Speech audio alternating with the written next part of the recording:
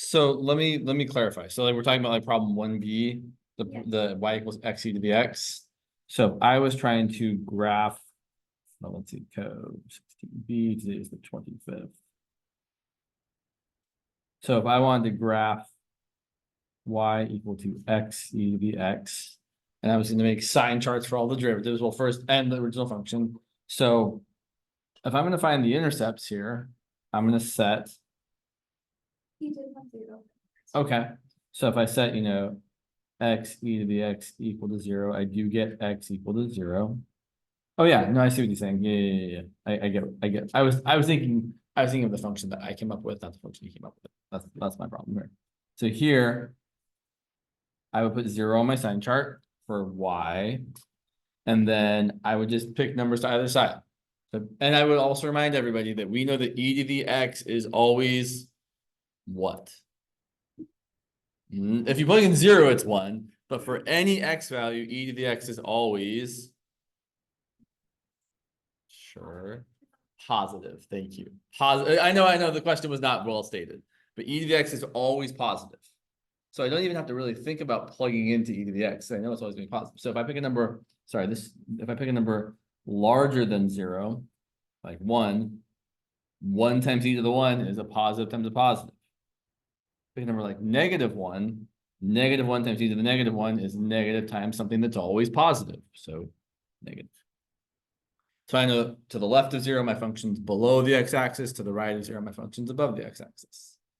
Now let's talk about the first derivative stuff. If I want to find the first derivative, gotta use the product rule.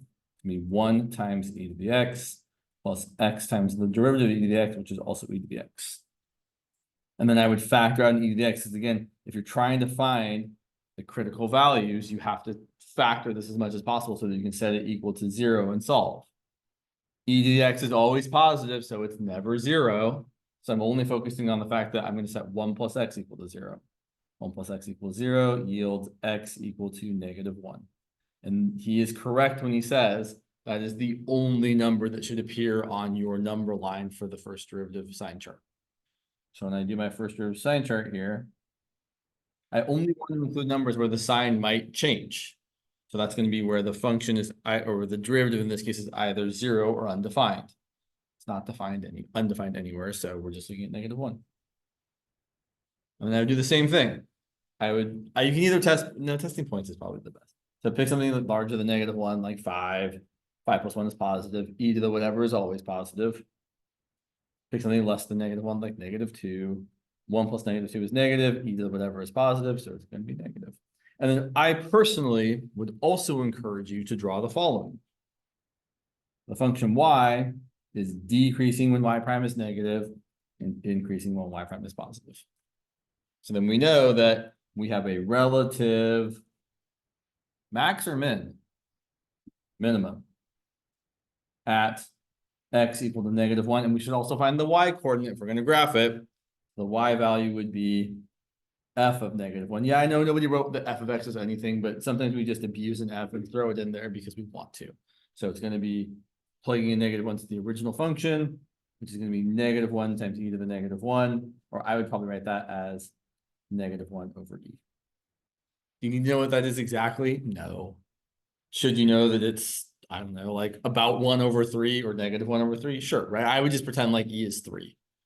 I'm not even going to graph it nicely. But I'm at least going to think about, okay, I know this value is around -1/3-ish. And then the second derivative stuff. So here I could go either way on this one.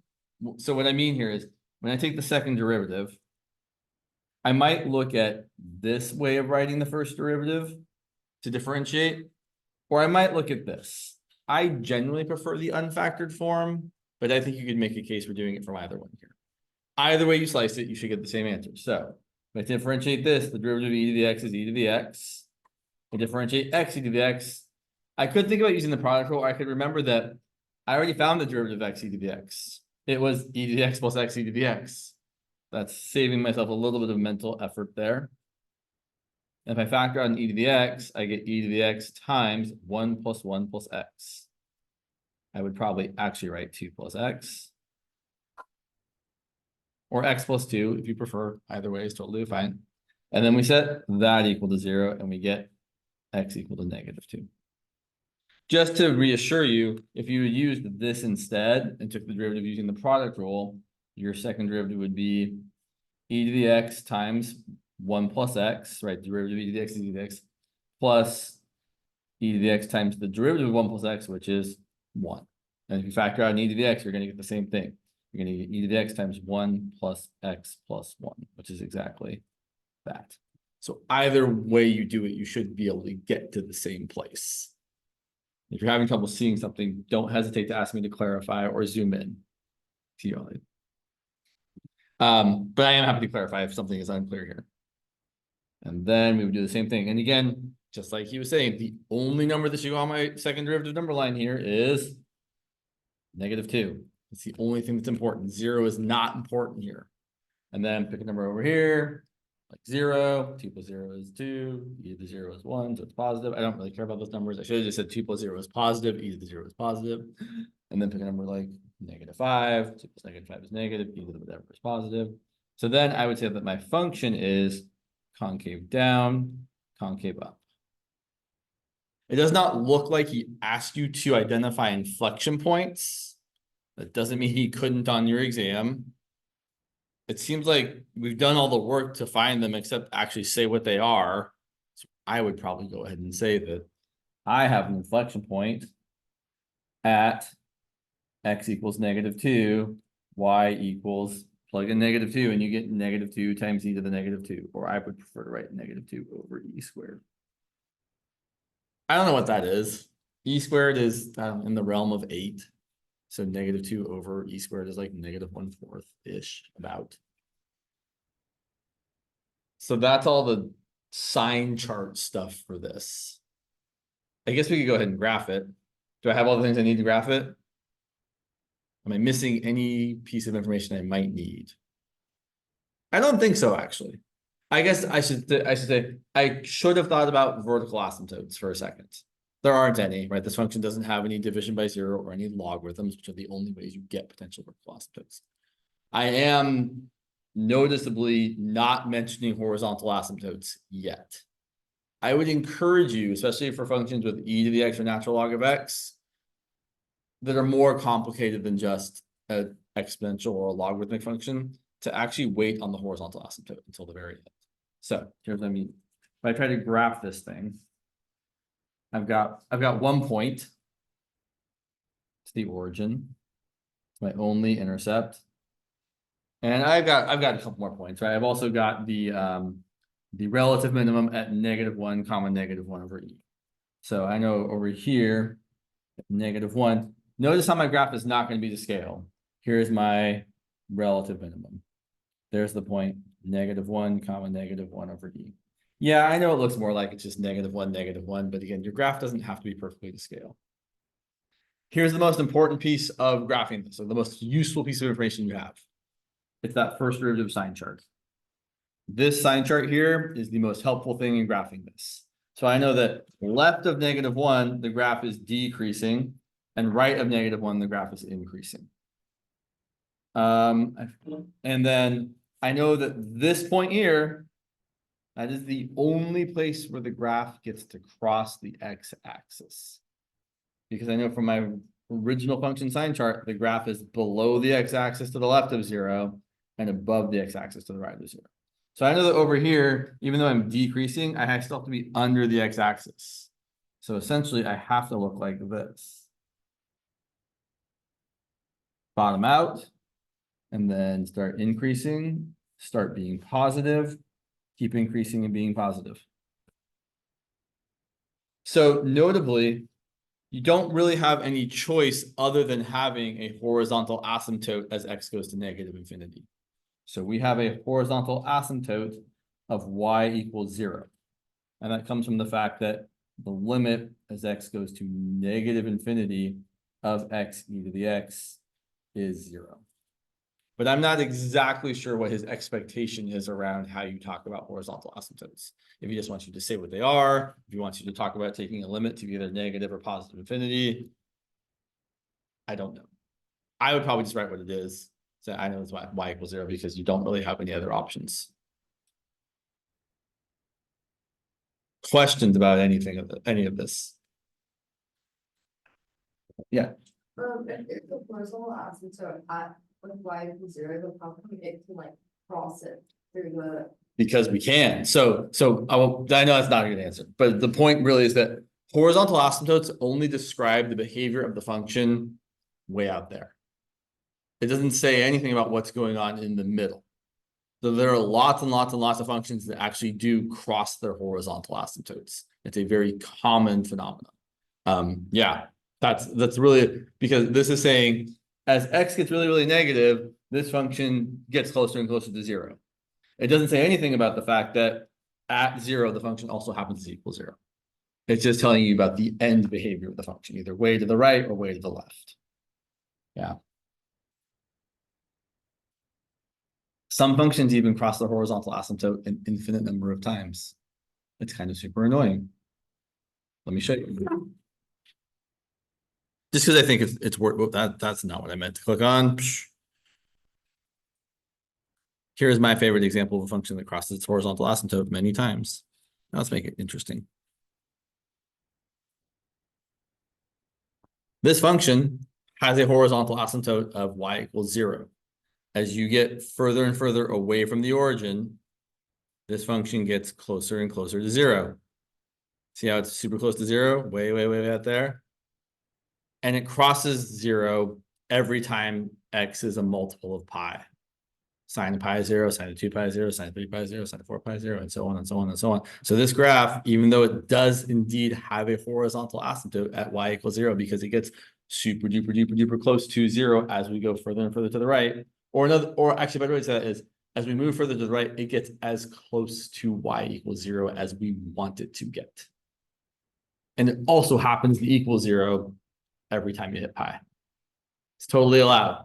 This is totally a horizontal asymptote. It's just weird.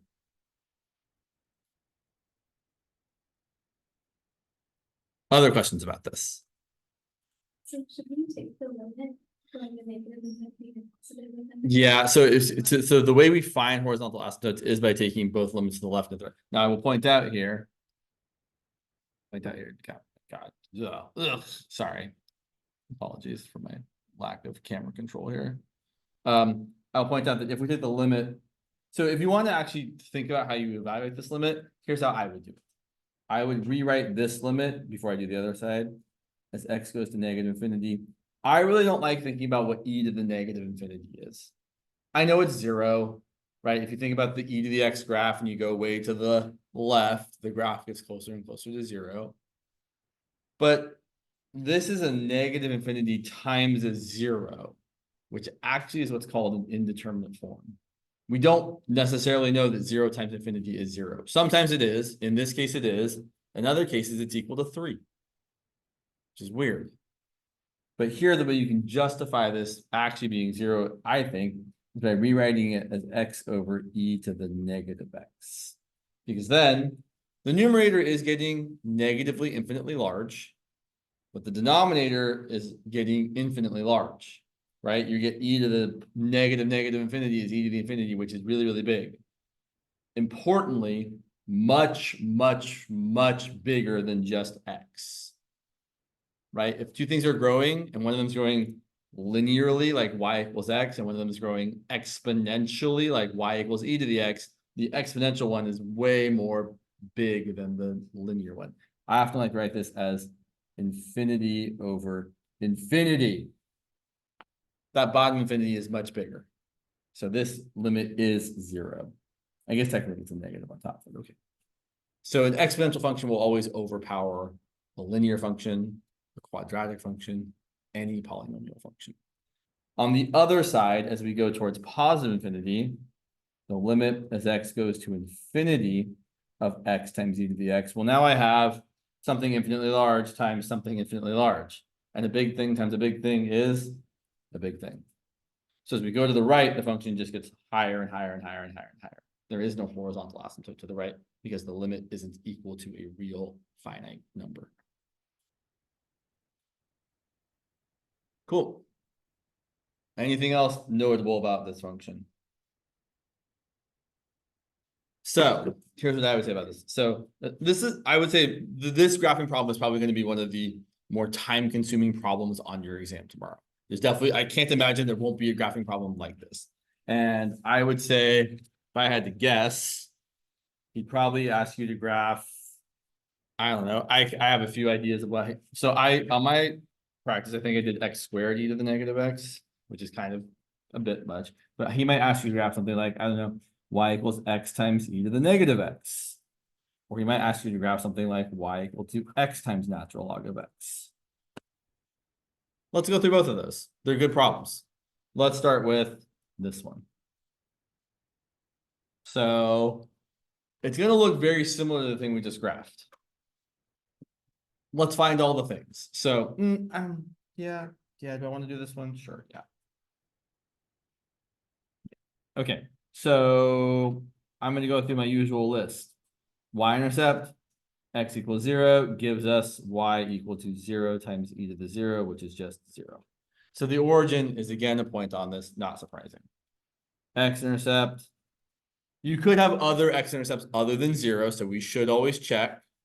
If I set x e to the negative x equal to 0, I'm just going to end up getting x equal to 0. E to the negative x, just like e to the positive x, will never be non-negative. Will never be 0 or will never be non-positive. Sorry, I said the wrong thing. It will always be non-negative. It will never be non-positive.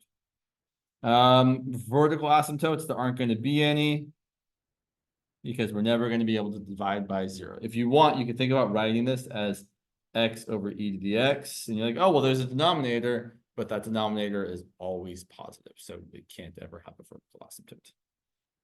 And then for the horizontal asymptotes, again, I'm a fan of leaving that to the end, but if you don't want to leave it to the end, you can certainly say the limit as x goes to infinity of x times e to the negative x. I don't prefer having an e to the negative infinity, which is what I would have if I plugged in infinity here. I'm always going to choose to rewrite that in a way so that I have e to a positive exponent, meaning I would choose to rewrite this as the limit as x goes to infinity of x divided by e to the x, which is an infinity over infinity type. Which infinity wins? The one in the numerator or the one in the denominator? Right, so if that one wins, the denominator wins, it means the fraction gets small. I don't think you need to say anything else other than, I think that's enough work shown there. I don't think he can ask you to do anything else as far as talking about the whole. So we definitely have a horizontal asymptote, y equals 0. As we go to the right, as we go to the left, the limit as x goes to negative infinity of x times e to the negative x. I would leave as is because it's going to be an e to a positive infinity. And that's going to be a large negative number times a large positive number. And a large negative number times a large positive number is a large negative number. So we know that to the left, the graph is going to go down, down, down, down, down, down, down. I always forget because it's just never in my thought process. I guess I could make a sign chart for my function here, which always feels weird to me. 0 is the only thing going on my sign chart. And then I can see that to the right of 0, the function is going to be positive. To the left of 0, the function is going to be negative. I didn't say the words, but I definitely in my head plugged in points. I plugged in 2, I got 2 times a positive number. I plugged in -2, I got -2 times a positive number. And so it's positive over here, negative over there. You could have picked something else. Now what do I need to do? Are there any things left to do before I start taking derivatives? I don't think so. So this is always what I'm thinking about when I'm doing these graphing problems, these detailed graphing problems. Y-intercept, x-intercept, vertical asymptote, horizontal asymptote. First derivative stuff, meaning sign chart for the first derivative and finding relative maxes and mins. And then same deal for the second derivative. Sign chart, finding inflection points if we are asked to. That brings up a good point, actually. Make sure you read the questions carefully when you're taking the exam. Don't do work that you aren't being asked to do. Don't simplify derivatives if you're not being asked to, or if you don't need to. And don't, what's the other thing I was gonna say? Don't find inflection points if you're not asked to find them, right? Do the work you're asked to do. Don't do more than that. It's like you're being interrogated by the government, right? Don't tell them more information than they're asking for. Right? It's not, it's like your test is like that's a bad analogy. Just is not like an interrogation, but it kind of is. So let's find the derivative here. So it's going to be 1 times e to the negative x plus x times the derivative of e to the negative x is e to the negative x times -1. And normally if I was just finding a derivative, I'd leave that as is. But since I'm going to set this equal to 0 and try to find any critical points, I need to factor. So I'm going to factor out e to the negative x. I'm left with a 1 plus x times -1, which is minus x. So I end up getting the only critical point being x equal to 1. I'm going to put that on my first derivative sign chart. And only that. All right, you all take a second in here and figure out which side's positive, which side's negative.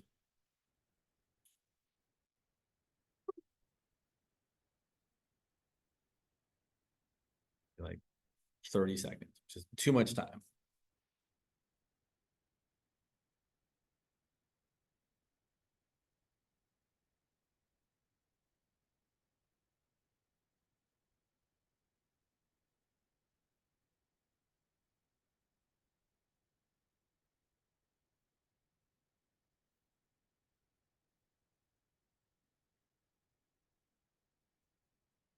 All right, so if I pick a number larger than 1, like 5, 1 minus 5 is negative, e to the anything is positive, so it's going to be negative over there.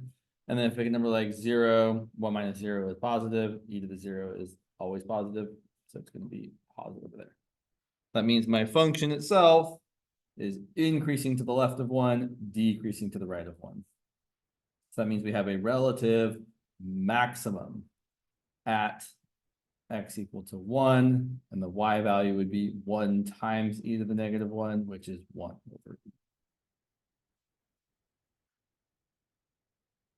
Not surprisingly, this function is very similar to the one we just did. You're getting a lot of similar looking things because they are similar looking functions. Let's find the second derivative stuff. So looking at my first derivative here, my second derivative is going to be, I'm going to use this version here. Derivative of e to the negative x is negative e to the negative x, or e to the negative x times -1, times the other stuff left alone, plus e to the negative x times the derivative of this stuff here is -1. And I do want to set that equal to 0. How would I factor this? I would probably factor out just an e to the negative x, although you could totally factor out a negative e to the negative x if you wanted to. I'm factoring out a negative e, sorry, just an e to the negative x. I'm left with a -1 times 1 minus x plus -1. So simplifying inside here, I get -1 times 1, -1 times x, -1 times negative x minus 1.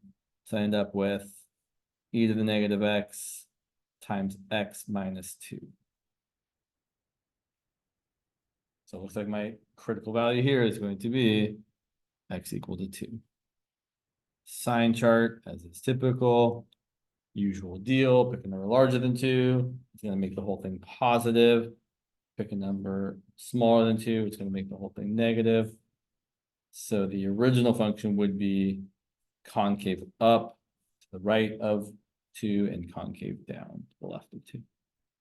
And yeah, I'm going to say there's an inflection point. There's an inflection point at x equal to 2, y equal to whatever you get when you plug in 2 to the original function.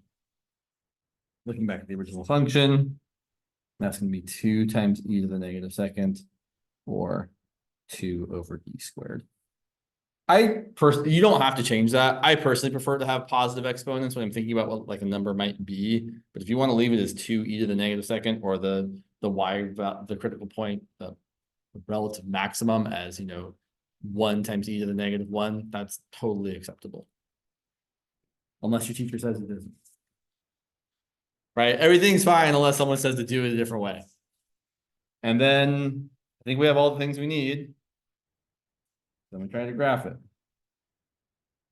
So I've got the point 0, 0, My relative maximum is at the point 1, comma 1 over E. If you know something's a maximum, I like to write the point above it because I know it won't get in the way of the graph. If I know something's a minimum, I like to label the point below it for the same reason. So then here, and again, I'm always going to look back at my, or where did I hid from myself? Did I hide it from myself? Really? Yeah, I just put what I just put, yeah. I'm gonna look back at my first derivative sign chart, say, okay, this function's increasing left of 1, decreasing right of 1. Also, I guess the original sign chart is pretty helpful too. Right, I know it's negative to the left of 0, positive to the right of 0. So I know I'm going to be increasing until I get to this, until I get to that point. I'm gonna be negative until I get to that point. So I mean something like this. And then keep increasing, but now I'm positive, pop out, and then decrease after this. Now, decreasing after this, I know I can't go down like that because I don't have any x-intercepts. Also, the concavity has to change, right? It's concave down, it's opening downwards right now, but over here at 2, the concavity better change from being concave downward to concave upward.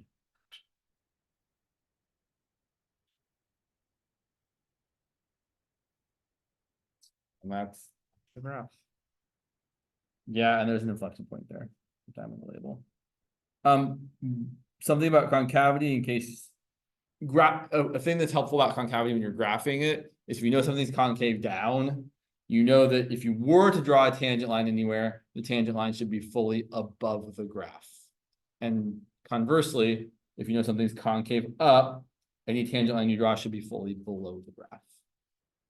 And then at the inflection point, if you draw the tangent line, it actually goes through the graph, which is always kind of weird. So I can't draw it because it always looks terrible. If I was going to try to draw the tangent line right there, it would actually go through the graph like that, which is kind of neat. That's what makes an inflection point an inflection point. So yeah, I mean, graphing is never anyone's favorite thing to do, but it is something that's obviously going to be on your exam. So let's look at that other graph because I feel like if I were trying to ask a graphing question that didn't have too much terrible algebra in it, it would be the one he gave you on the practice test or the one I just did or this other one I'm about to do. Those are I feel like those are like the prime candidates for a good, not too terrible graphing question.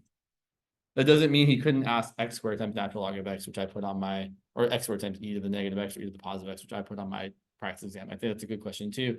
Just the numbers get a little bit less nice when you find the second derivative. Yeah, of course, definitely. After graphing some growth decay. So let's look at this last for now graphing problem. We're going to graph y equal to, there's a problem with this question. It's not that we can't, yeah, no, this question, I think you have to have L'Hopital's rule in your toolkit. We don't have L'Hopital's rule. So I don't think x times natural log of x is actually something that we have the ability to graph. And the issue is that near 0, this function has a weird limit. And I don't think, we don't have the tools to graph. Yeah.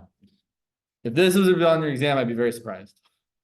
Because near 0, unless he told you, like, I suppose he could give you this graph if he also told you that the limit as x approaches 0 from the right of x times natural log of x was equal to 0. That's the way you could get around asking you this. Sure, let's do that. Let's pretend like someone gave you this graphing question and they told you that the limit as x approaches 0 of x times natural log of x is in fact equal to 0, which let me just double check. Yeah, it is. Okay. So how would you graph this? Well, unlike the other two questions, I would first notably start off by observing that we have a limited domain. Our domain here, you're taking the natural log of x had better be positive. Hard and fast rule. Natural log of anything, anything has to be positive. So now I'm going to go about my usual process of finding the things. So it's going to be kind of funky though, because a lot of things are going to get kind of deleted because x can't be 0. So if I find the y-intercept, well, there isn't one because x can't be 0. And the only way you get a y-intercept is by setting x equal to 0. X-intercept, we set the whole thing equal to 0. unlike when you set something with e to the x equal to 0 and you don't get a solution, setting the natural log of x equal to 0, there is a solution. So I'm going to set this whole product equal to 0, and I'm either going to get x equal to 0 or the natural log of x equal to 0. If the natural log of x is equal to 0, what does x have to be? Well, I could solve it by doing e to the natural log of x equals e to the 0. So x equals e to the 0, which is 1. So natural log of x equals 0. Think about the graph of the natural log of x. It has an x-intercept at 1. So yeah, we get a 1. And then this here is no good because x can't be 0 because x has to be greater than 0. Okay. And then there's definitely, well, let's talk about asymptotes. So normally it would be correct to say, oh, I've got a natural log. And whenever I have a natural log, whatever makes the argument of the natural log equal to 0 gives you a vertical asymptote. And that would normally be true, but it's not here true. And here's how I know.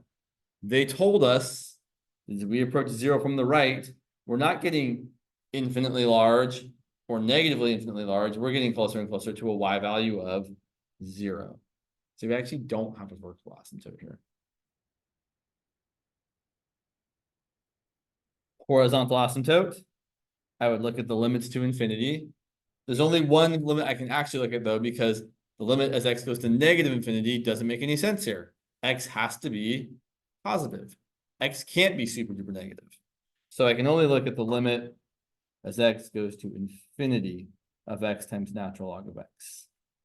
And as x goes to infinity, x gets infinitely large. The natural log of x also gets infinitely large, albeit very slowly. So that's going to be infinity. So do we have a horizontal asymptote? Definitely not. We're not getting close to some real finite number. We're just getting larger and larger and larger as we go on and on and on. All right. Oh, I guess I could make a sign chart for the, I always forget about the sign chart. Oh, except I've already kind of screwed it up. I mean, it's not terrible, but really, since I know my domain is limited, instead of doing the whole number line for my domain, I should have started at 0 and said, there's my actual domain I'm working with. 0 is not included, but it's the end of my domain, so I'm still going to write the number 0 there. And then 1 is the only value that I need to actually worry about. So if x is bigger than 1, let me ask you all, what's a number that's bigger than 1 that's easy to take the natural log of? Yeah. So we plug in e, the natural log of e is 1, and e times 1 is e, which is positive. So the graph is definitely positive over here. Here's a harder question. What's a number between 0 and 1 that's easy to take the natural log of? 1 over e. Or if you prefer, e to the negative 1. If I plug that in, y is going to equal e to the negative 1 times the natural log of e to the negative 1. E to the negative 1 is positive, right? It's just 1 over e. But the natural log of e to the negative 1 is what? Right, negative 1. So this is just negative 1 over e, which is negative. So it's negative over here. So we know that this graph is going to be negative between 0 and 1, and then positive after that. And that's actually the hardest part of this problem. The rest of the stuff we're going to do is actually comparatively easy. So the first derivative stuff, y prime is going to be the derivative of x times natural log of x plus x times the derivative of the natural log of x, which everybody knows is what? Thank you, Cassie. Cassie? Yeah, okay. All right. And then I'm going to simplify this and I'm going to get the natural log of x plus 1. I'm going to set that equal to 0 because, again, we're trying to find the critical points. So I set natural log of x plus 1 equal to 0. That's the same as setting the natural log of x equal to negative 1. And if I raise both sides to the power as powers of e, that's going to be e to the natural log of x equal to e to the negative 1, or x equal to e to the negative 1, which is 1 over e. Sign chart. again, starting at 0.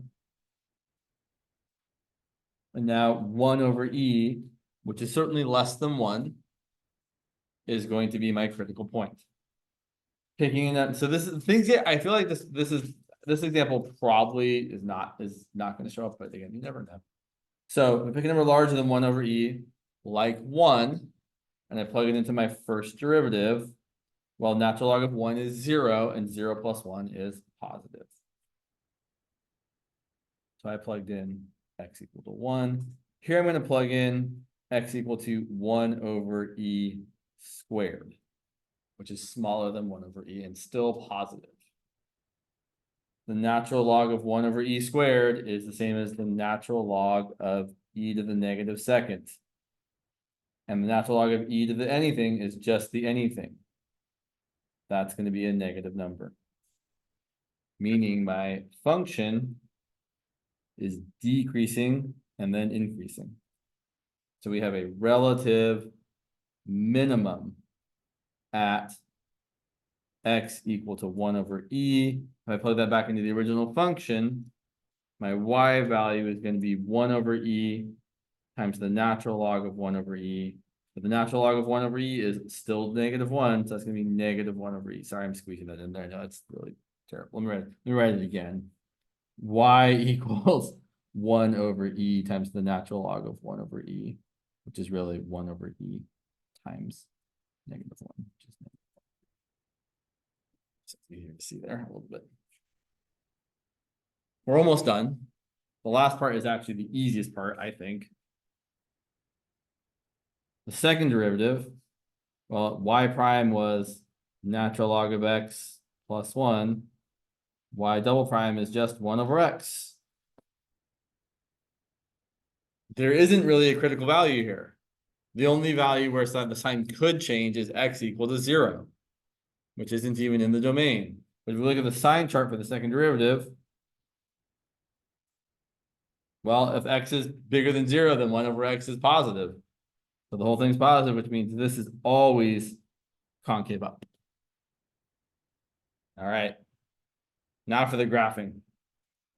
So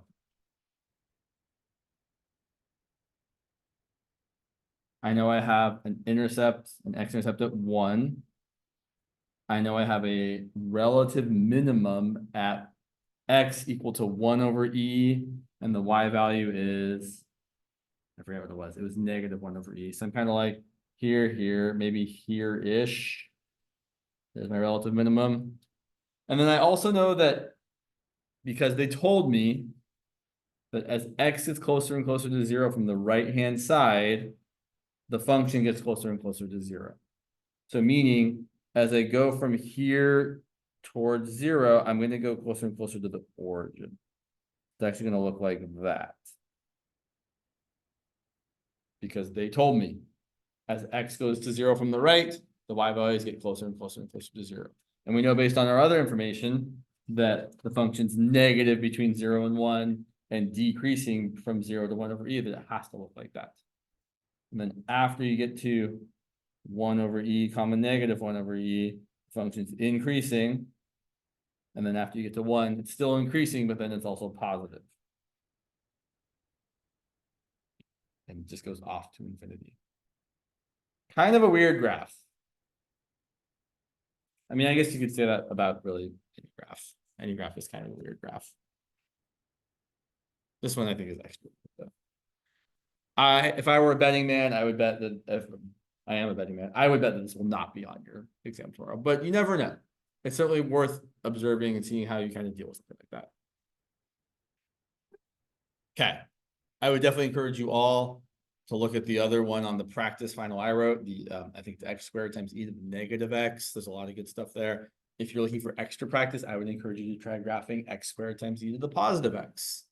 Or if you realize, or another good one is x to the 4th times e to the x. That one actually has really nice numbers. It's a frequent go-to for math teachers because all of the critical points end up being nice. You get a quadratic when you find the second derivative, and it factors very nicely. So that I would encourage you, if you're looking for other examples, try graphing y equal to x squared e to the x, y equals x to the fourth e to the x, or y equals x to the fourth e to the negative x. Those are all pretty good examples.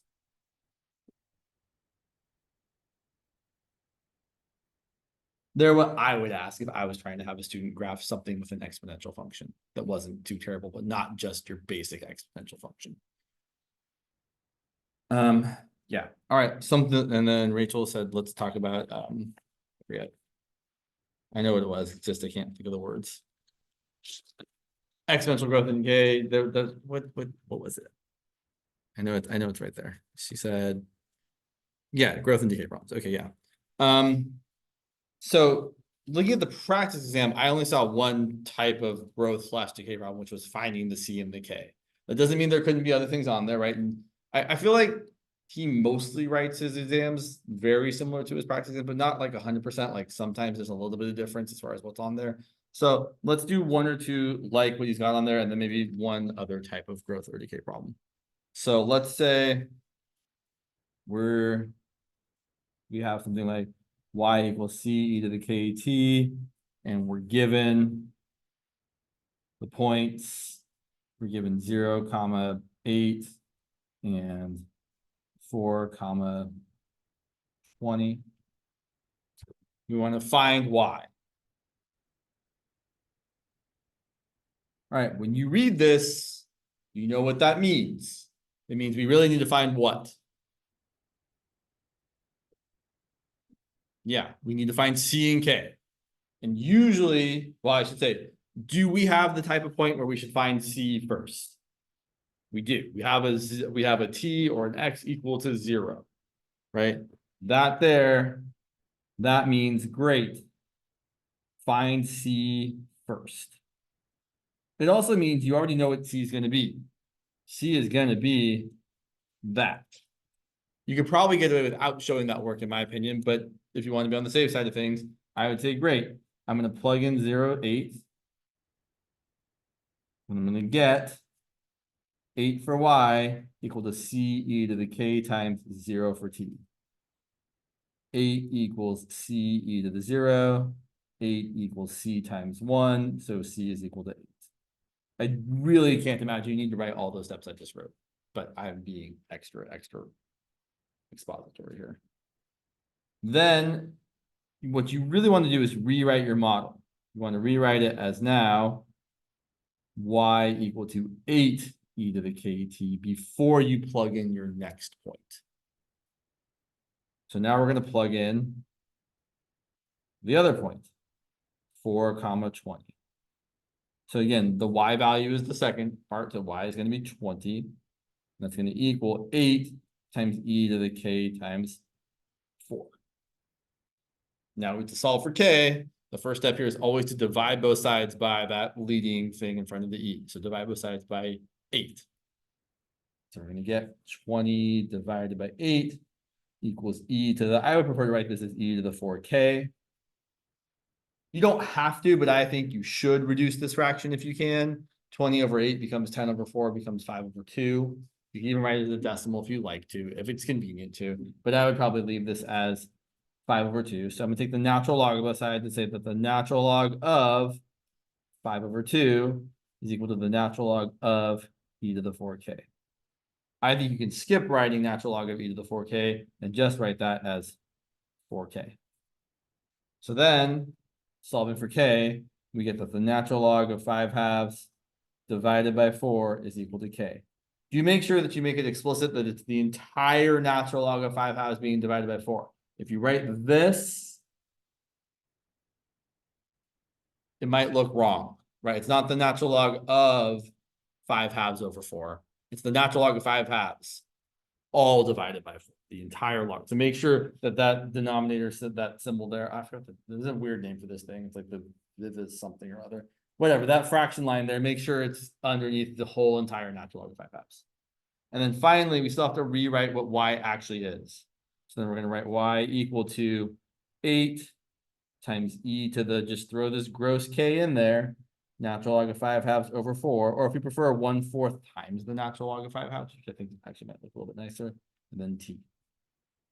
That is our answer. That is our y.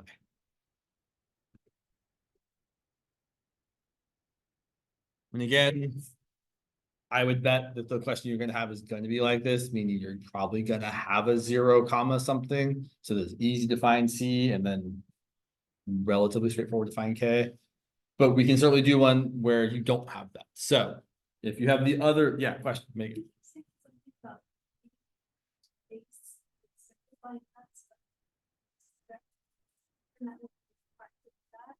Okay, sure, I know. So here's what he means by that. So I will say, for that to happen, he has to make the numbers he gives you have to kind of work out. But what I would say, now I'm curious, did he do this on his practice? Yeah, I should go look at that real quick. Yeah, I guess that makes sense. Okay, sure. So what I would say here is you can rewrite this if you, let's actually focus on the E part here. So if I have E to the, I am gonna write this as 1/4, no, that's not gonna come up right nicely, but fine, whatever. Natural log of 5/2 times T. What we can do is we can bring the coefficient, the 1/4 and the T up as powers of the thing you're taking the natural log of. So you could rewrite this as E to the, check this out, natural log of 5/2 raised to the, sorry, that's the wrong way to write that. Ugh. Raised to the power of T over 4. Sorry, that parentheses there is kind of stray. That looks terrible. I'm sorry. That's awful. Let me write it again. What I was trying to write terribly here is that E to the 1/4 natural log of 5/2 T. I would probably actually do in 2 steps. I would rewrite this as E to the T over 4 times the natural log of 5/2, and then we write that as E to the natural log of 5/2 to the power of T over 4. Because then when you have E to the natural log of some stuff, you just get the stuff. So E to the natural log of 5/2 to the T over 4 is just 5/2 to the T over 4. So we could totally rewrite our Y as 8 times this 5/2 to the T over 4. I'm guessing that's what he means by what, yeah. Yeah. That's probably the, is that how he did it? Yeah, yeah. So are we basically just like using the power rule in reverse? Yeah. The logarithm power rule in reverse. Now, something you might notice if you've done this for 20 years is that the amount of time that elapsed was 4 seconds, hours, whatever. T over 4. And the multiplication factor from what you started with to what you ended up with is exactly 20 divided by 8, or 5 divided by 2. So I will just point out, bless you, that if someone gave you, I'm just going to give you new stuff. Let's say we're given the following. 0, 6, and then our next one is 3, let's make it interesting. I don't want to make it too interesting here. Sorry, I'm trying to short 3, 10. So first of all, everybody should be able to tell me without doing any work at all, what is our C value going to be? Right. So we know we've got Y equal to C e to the K, C KT, which is going to be 6 e to the KT. Now, here's what I want to point out. From here to here, from the point 0.6 to the point 310, how much time elapsed? Let's say we're measuring in hours. 3 hours. So I know that if I want to write this the other way, it's going to look like 6 times something to the T over 3. And the something is going to be 10 divided by 6. Check it out. If T equals 0, do I get what I'm supposed to get? What's 0 divided by 3? What's 10 over 6 to the 0th power? What's 1 times 6? So when I plug in 0, did I get 6? I sure did. Now what happens when I plug in 3? What's 3 divided by 3? What's 10^6 to the 1 power? 10^6. What's 10^6 times 6? Oh, look, I got 10. So it really always works this way. So if you're not super comfortable doing all this, you can kind of fake it and be like, well, I know what it's supposed to look like. Because really what's happening here, whenever you have something like this, is that when you have go ahead, you can take a picture of it. When you have exponential growth, the amount of time that elapses, that length of time is always how long it takes to multiply by whatever you needed to multiply by. So from time equals 0 to 3, I'm going to go from 6 to 10. And I'm going to multiply by exactly 10/6. And then in the same amount of time, I'm going to end up multiplying by 10/6 again to get me 100/6. And then in the same amount of time, I'm going to multiply by 10/6 again. Every time you increase the amount of time by the same interval, you multiply by the same factor for the amount. That's why we often say that when you talk about exponential growth or decay, the doubling time is constant. Like someone might say, like, it takes 20 years for the population to double.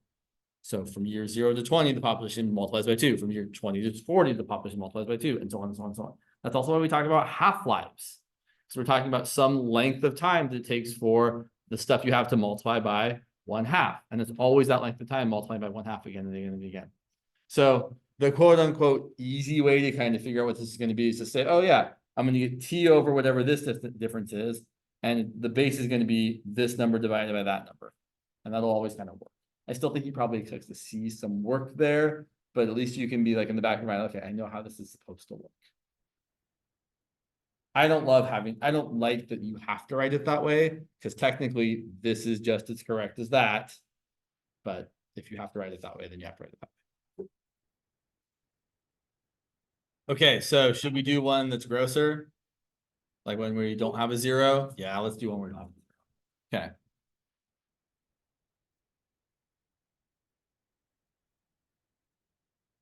Sure. Let's say we have something like the following. Our points are, let's say we start off with 2, I don't know, 21, and later on, sure, no, I don't want that. 8, 7. I will point out,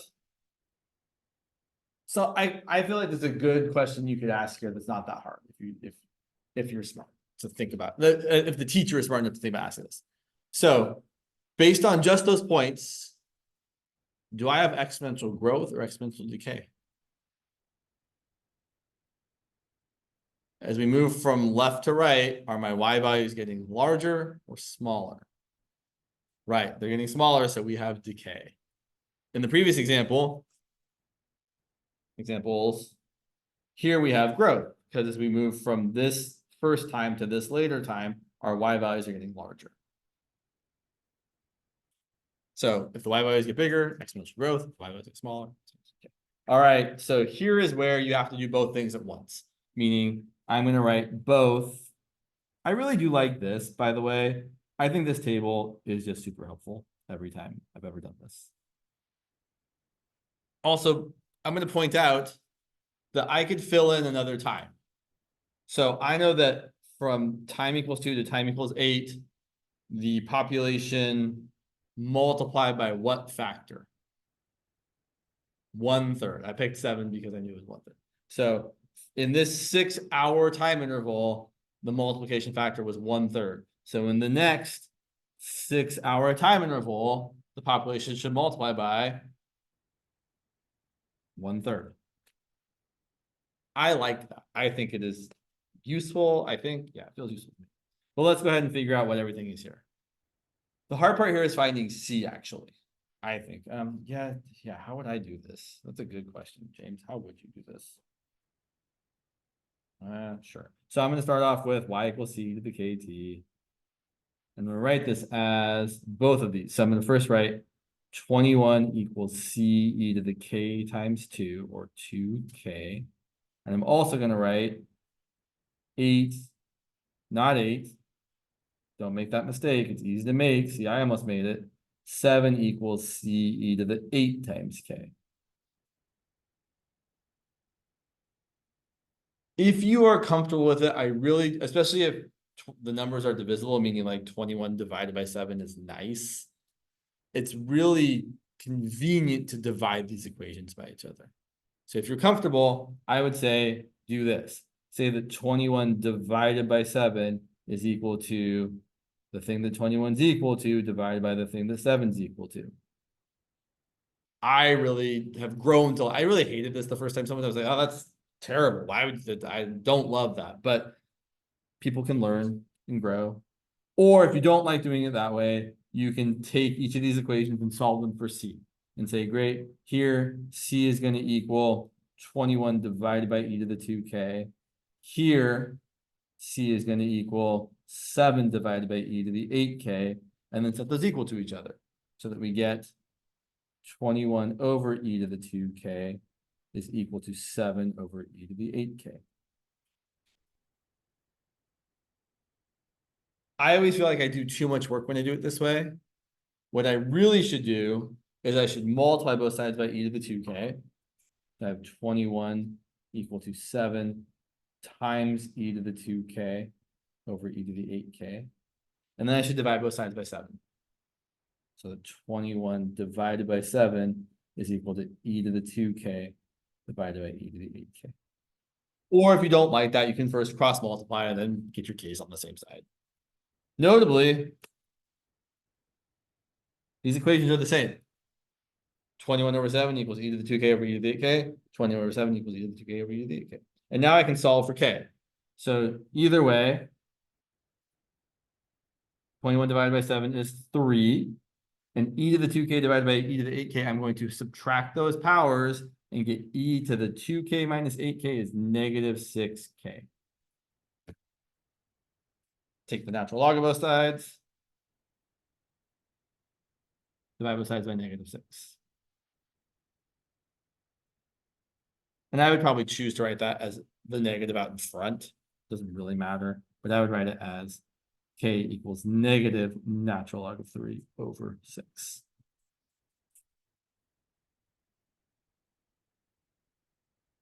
Okay. Now C. I feel like is always not great in these problems. So then you go back and you can sub in this k value to either one.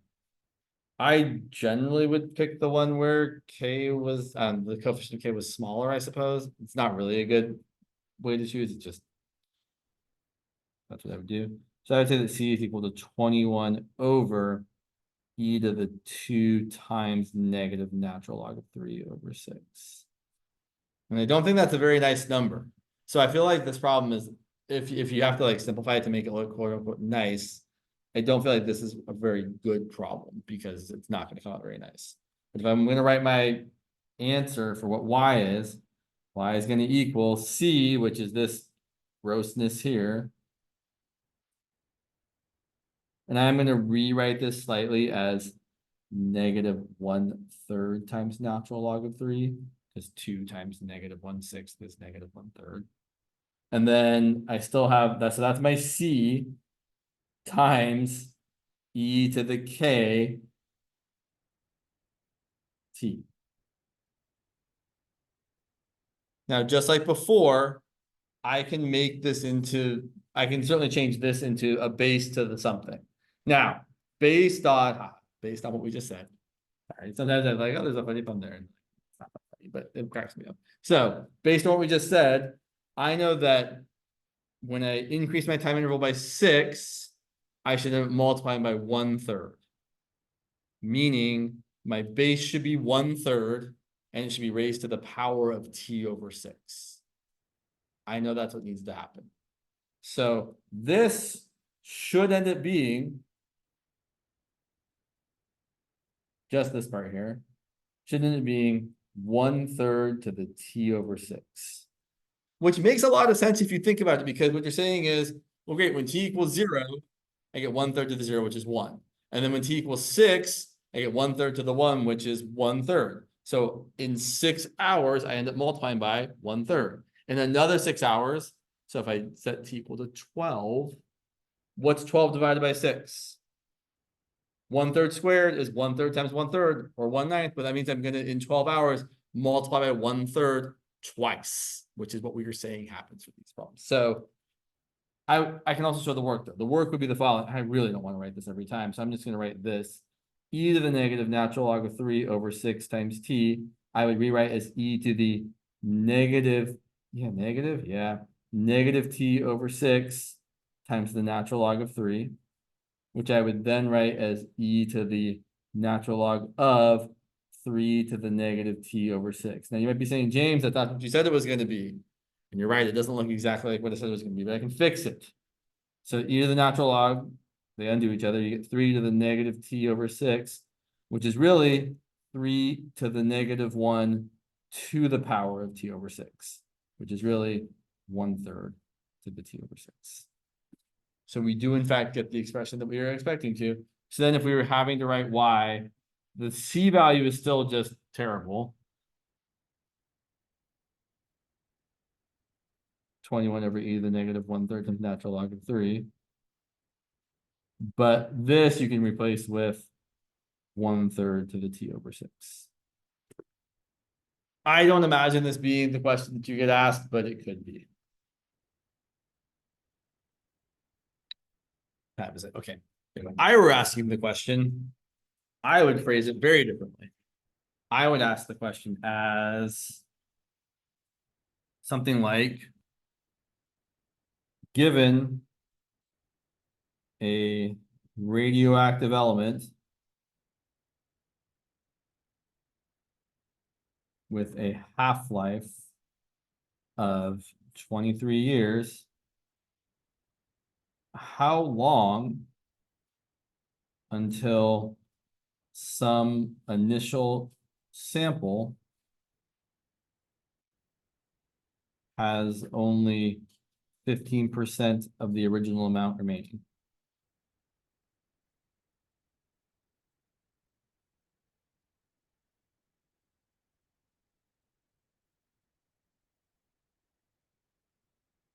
And yeah, I would phrase this probably better than this slightly, but I would ask it in this way that I think is extra challenging because I didn't give you any amounts. I didn't give you that we're starting off with 37 milligrams of this radioactive thing or whatever. It actually is easier if you remember that you're allowed to do whatever you want. Meaning, since they didn't tell us how much you're starting with, make it up. At time 0, I'm going to start with 100 grams. Or you could even say 100% if you prefer to be a little bit more liberal.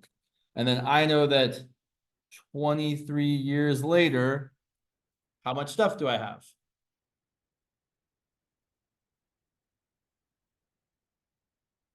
Not quite. I didn't say 23 years is how long it takes until I have 15% left, or 50, 23 years was the half-life, meaning that's how long it takes to multiply the amount I have by 1/2. So in 23 years, I should have 50 grams of material.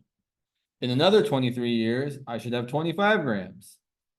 Just like the previous problems, every time you increase the time by the same interval, you multiply the amount by the same factor. So in another 23 years, at year 69, I'd have 12.5 grams, and so on and so on and so on. In fact, let me actually say one more thing about that. So in year 69, I'd have 12.5 grams, and then 23 more years later, which would be what, year 92, I'd have half of that, which is 6.25 grams. So we know our actual answer, how long it takes to get down. I didn't actually need to go that far, whatever. How long it takes to get down to 15% of what we originally had should be some amount of time that is between 46 and 69 years. Right? It takes 46 years to get down to 25% of what we started with. It takes 69 years to get down to 12.5% of what we started with. I'm betting it's a little bit closer to 69, but I don't actually know. So then here's the work. So usual deal. Start off with your y equals c to the kt. We already know that we're going to let c be 100. And if you really wanted to, you could jump the gun here. You could say, instead of doing the usual thing where I plug in 23 for time and 50 for K for Y and then solve for K, I could also say, I know that my model is actually going to look like 100 times, what's my multiplication factor? Right. What's my time interval it takes to do that?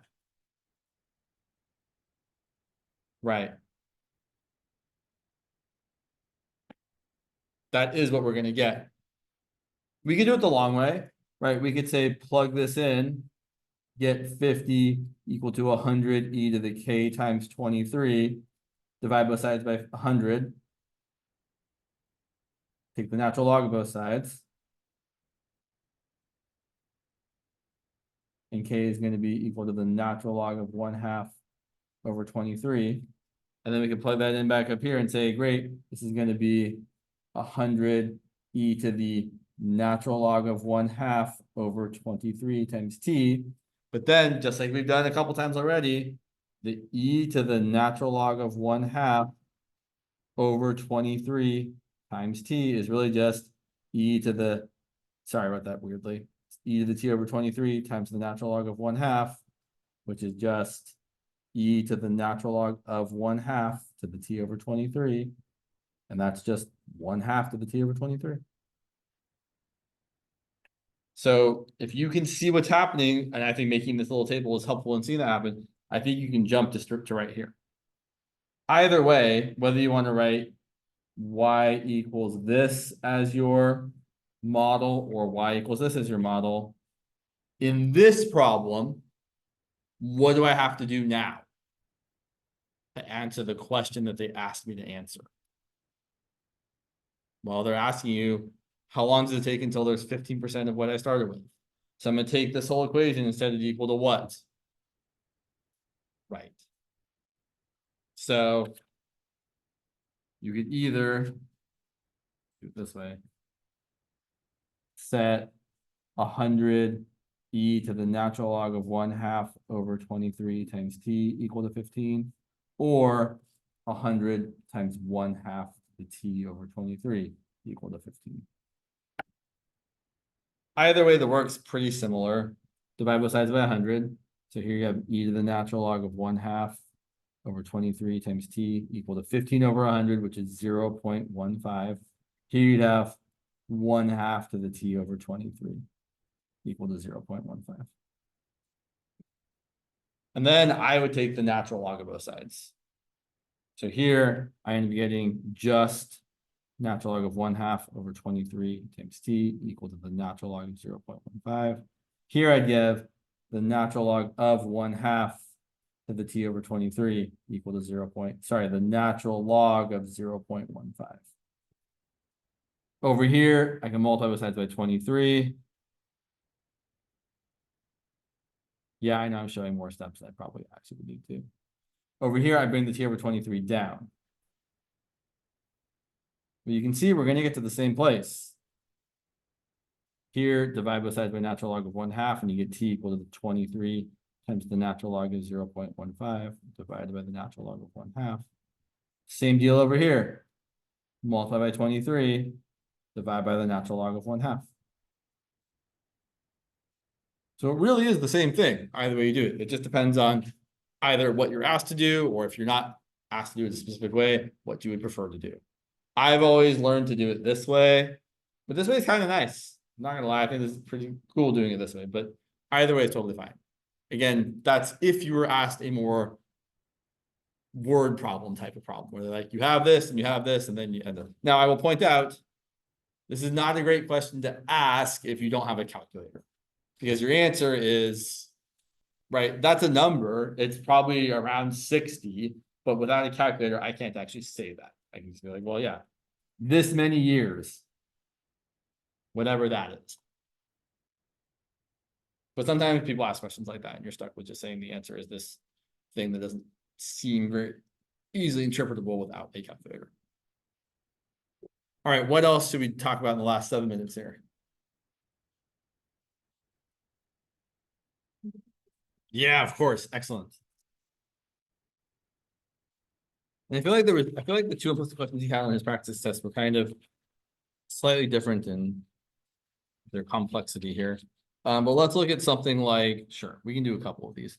Let's say we have something like, sure, e to the x, I'm gonna make it hard, x squared y cubed plus x to the fourth equal to cosine of y. Cosine of y, yeah, sure, cosine of y. Find y prime. So first of all, you know for sure that since you've got x's and y's all mixed up, you have to use implicit, right? That is the clue that you have to use implicit differentiation. There's no solving for y here and then just taking the derivative. So derivative of e to the stuff is e to the stuff times the derivative of the stuff. So differentiating everything, we're going to get e to the same stuff. And then to take the derivative of that stuff, we have to use the product rule because x squared is a function of x and y cubed is also a function of x. The derivative of x squared is 2x. We multiply it by what? That one time, sorry, didn't hear you. Y cubed. Right, because we don't take the derivative of the other part yet. Plus, then we switch it. We'll leave x squared alone, and we multiply it by the derivative of y cubed, which is right, 3y squared dy dx or 3y squared times y prime. Either way you want to write it. Derivative of x to the fourth is 4x cubed. The derivative of cosine of y or cosine of some stuff is negative sine of your stuff times the derivative of the inside stuff, which is also dy dx. Normally, most of the time after this first differentiation, then you just start bringing your dy dx's to one side. In this problem, since I have this dy dx inside of parentheses that's multiplied with some stuff, you have to distribute this before you can start doing that. So we're going to distribute, and it's going to look really gross. We're going to get e to the x squared y cubed times 2xy cubed plus e to the x squared y cubed times x squared times 3y squared. I probably put the 3 out in front times dy dx plus 4x cubed equals negative sine of y times dy dx. These problems, the hardest part I think is just how much writing there is, to be really honest. Like there's just so much writing for these implicit problems often, which is probably why he made his not as terrible. So then identify your dy dx's and bring them all to the same side. Doesn't matter which side, but bring all of them to the same side and everything else to the other side. Since we already have one over there, I would just bring this one over there. So I'm going to have e to the x squared y cubed times 2xy cubed plus e to the, oh, nope, not e to the, plus 4x cubed equal to negative sine of y times dy dx minus, because we're subtracting this over, e to the x squared y cubed times, I'm going to write this as 3x squared y squared times dy dx. Two more steps. Factor out the dy dx and then divide by what is multiplied by the dy dx. I feel like you can probably do it in one, but I will do it in two, even though it's a lot of writing. So you've got all this stuff on the left-hand side not changing. And then on the right-hand side, we're going to have a dy dx multiplied by negative sine of y minus e to the x squared y cubed times 3x squared y squared. And then finally, divide by this grossness so that you get dy dx equal to that numerator, e to the x squared y cubed times 2xy cubed plus 4x cubed, divided by that denominator, negative sine of y minus e to the x squared y cubed times 3x squared y squared. And nothing cancels. Nothing, with rare exception, does anything ever cancel when you are doing this implicit differentiation type of stuff. There are some exceptions, but almost never. And you really shouldn't try to look for it. You should just be like, that's what I got. That's my answer. I'm done. The other thing I want to mention, because it shows up in the other problems on this page that he's given you, is that if you've got the natural log, it is almost always a good idea to make sure you simplify that before differentiating. So for example, if I said y was equal to the natural log of x cubed times the square root of x to the fifth plus 1 divided by, sure, cosine of x, you should break this up before finding my prime. You should break it up into 3 logarithms. The shortcut is to say it's always going to be the natural log of the top factors, the natural log of x cubed, plus the natural log of the square root of x to the fifth plus 1. The top factors always have positive logarithms.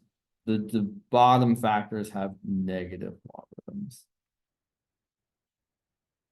Really, I'm doing a couple things at once there, right? What I'm really doing is I'm saying it's the natural log of the top stuff minus natural log of the bottom stuff. But then the natural log of the top stuff at the product, so it's really the natural log of x cubed plus the natural log of the square root of x plus 1. Don't stop there. Don't stop simplifying here. There's more nice simplifying to do before we ever start taking a derivative. You know what? Since I haven't taken the derivative yet, I better not write y prime because I haven't taken the derivative yet. Keep writing y equals if you're just simplifying. That's going to be 3 natural log of x plus the natural log of x to the fifth plus 1 to the 1/2 power. The 1/2 comes down in front. And there's nothing to do with cosine. It's just natural log of cosine. Now we have simplified as much as possible. We are in a good place to start taking the derivative. I'll remind everybody, constant multiples hang out. That 3 times natural log of x, the 3 is going to stay in front. And the derivative of the natural log of x is 1 over x. This 1/2 times the natural log of some stuff, the 1/2 is going to hang out. The derivative of the natural log of some stuff is 1 over the stuff times the derivative of the stuff. If you prefer, you can put that 5x to the 4th in the numerator. I just don't like writing it that way. Minus, same deal here. The natural log of some stuff is 1 over the stuff times the derivative of the stuff. And the derivative of cosine is negative sine. And if they didn't say anything about simplifying, I would just leave it like that. If they did say you should simplify, I would simplify it as 3 over x plus 5x to the 4th over 2 times parentheses x to the 5th plus 1 minus, actually not minus, plus sine over cosine, which is tangent. That's how I would simplify that. But I wouldn't unless they really, really specifically said in the directions that I needed to simplify it. All right, it's 11:52. I should stop talking.